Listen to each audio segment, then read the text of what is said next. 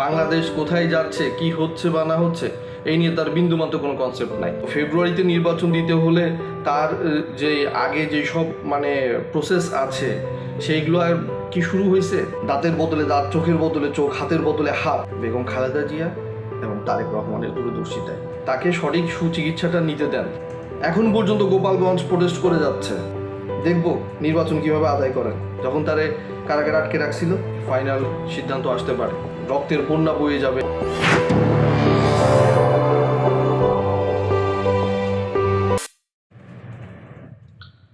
আসসালামু আলাইকুম। লন্ডনে যখন ডক্টর ইউনূস এবং তারেক রহমান বৈঠকে মিলিত হলেন, তখন অন্যান্যদের ভিতর যে উচ্ছ্বাস এবং যে উৎসাহ উদ্দীপনা দেখলাম যে না, এবার মনে হয় ইলেকশনের ব্যাপারে একটা ফাইনাল সিদ্ধান্ত আসতে পারে। বাট আমি ওই বৈঠকের পর এটা বলেছিলাম যে কেউই কথা রাখতে পারবেন না, না পারবেন ডক্টর ইউনূসের কথা রাখতে, না পারবেন তারেক রহমান তার কথা রাখতে। কারণ যখন ক্রমান্বয়ে সময়টা সামনের দিকে এগোতে থাকবে, ক্রমান্বয়ে তখন যার যার অবস্থান ফুটে উঠবে। বিএনপি বা অন্যান্য যত রাজনৈতিক দল আছে তারা নির্বাচনের দাবিতে আরও জোরালোভাবে রাস্তায় নামার চেষ্টা করবে বা নির্বাচনের সঠিক রূপরেখা চাইবে। ডক্টর ইউনূস তাকে প্রলম্বিত করতে থাকবে যে না, আজ না কাল, কাল না পরশু, পরশু না তরশু। ঠিক আছে, এইভাবে একটা কন্ট্রোভার্সি বজায় রেখে সে জাস্ট টাইম পাস করে তার ব্যক্তিগত যে স্বার্থগুলো আছে, যা গোষ্ঠীগত যে স্বার্থগুলো আছে, সেগুলোকে হাসিল করে নেবে। এবং বাংলাদেশ কোথায় যাচ্ছে, কি হচ্ছে বা না হচ্ছে, এই নিয়ে তার বিন্দুমাত্র কোনো কনসেপ্ট নাই। যদি তাই থাকতো তাহলে লন্ডন বৈঠকেই একটা নির্বাচনের সুনির্দিষ্ট রূপরেখার ঘোষণা চলে আসতো। সেটা কিন্তু আসেনি। বিএনপিকে জাস্ট একটা সলিম বুঝ দেওয়া হয়েছে যে না, আমরা ফেব্রুয়ারিতে নির্বাচন দিব। তো ফেব্রুয়ারিতে নির্বাচন দিতে হলে তার যে আগে যেসব প্রসেস আছে সেইগুলো আর কি শুরু হয়েছে? সেগুলো সেই প্রসেস শুরু করে শেষ করারও তো একটা সময় লাগবে, তাই না? আপনার হাতে আর সময় কতদিন? এইসব দেখে তো বোঝা যায় আসলে নির্বাচন দেওয়ার কতটা সদিচ্ছা এই ইন্টারিম গভর্নমেন্টের আছে। অতি সুশীলতাই বিএনপিকে ডোবাবে। বিএনপি 5ই আগস্টের পরে যে সুশীলতা দেখাইছে তার জন্য এখন ভুগতেছে। ঠিক আছে, এবং এই যে নির্বাচনের ব্যাপারে তার যেই ছাড় দেওয়ার মানসিকতা, এই ছাড় দেওয়ার মানসিকতায় বিএনপির কাল হয়ে দাঁড়াবে, অলরেডি দাঁড়াচ্ছে।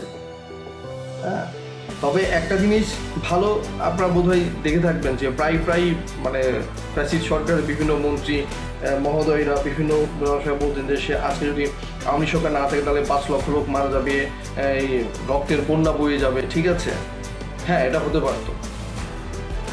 এটা হয়নি কার দূরদর্শিতায় জানেন? সে হচ্ছে বেগম খালেদা জিয়া এবং তারেক রহমানের দূরদর্শিতায়। আমরা যদি সেই নীতিতে বিশ্বাস করতাম যে দাঁতের বদলে দাঁত, চোখের বদলে চোখ, হাতের বদলে হাত, তো কোরআনই লেখা আছে না যে তুমি যদি মজলুম হও তাহলে তোমার প্রতিশোধ নেওয়ার অধিকার তোমার আছে, তবে তুমি যদি ক্ষমা করে দাও তাহলে তুমি মহৎ। আল্লাহ ক্ষমাশীল ব্যক্তিকে পছন্দ করে। যেটাই হোক, আমরা তো দাঁতের বদলে দাঁত, চোখের বদলে চোখ, হাতের বদলে হাত নিতে যাইনি। গেলে কি হতো একবার চিন্তা করেন। তো আপনারা যারা আজকে বিএনপিকে নির্বাচন দিলে বিএনপি ক্ষমতায় চলে আসবে বলে বিএনপিকে ঠেকানোর জন্য রাস্তায় নামছেন, তারা আসলে কাদের বিরুদ্ধে রাস্তায় নামছেন, কিসের জন্য রাস্তায় নামছেন? আর এই যে বিএনপির যারা নেতাকর্মী আছে, আমি সবাইকে বলবো না, বর্তমানে দেখি যে আমাদের দেশনেত্রী বা বেগম খালেদা একটু অসুস্থ হলে দৌড় দিয়ে তার বাসায় চলে যান, তার বাসার সামনে যায় স্লোগান দেন, সে যখন হাসপাতালে থাকে তার হাসপাতালের চারপাশে যায় ভিড় জমান, এটা করেন সেটা করেন। বা এগুলো করেন না, ঠিক আছে? তাকে সঠিক সুচিকিৎসাটা নিতে দেন। আপনারা তার পথের প্রতিবন্ধকতা তৈরি করেন কেন? কোথায় ছিলেন যখন তারে কারাগারে আটকে রাখছিল, তাদের ক্যান্টনমেন্টের বাসা থেকে উৎখাত করছিল? কোথায় ছিলেন আপনারা? ঠেকাইতে পারছেন? নেত্রীকে কিভাবে ভালোবাসতে হয় সেটা যদি শিখতে চান তাহলে গোপালগঞ্জের থেকে শিখে রাখেন। এত বড় একটা গণহত্যার দায় তাদের নেত্রীর ঘাড়ে থাকার পরেও এখন পর্যন্ত গোপালগঞ্জ প্রোটেস্ট করে যাচ্ছে।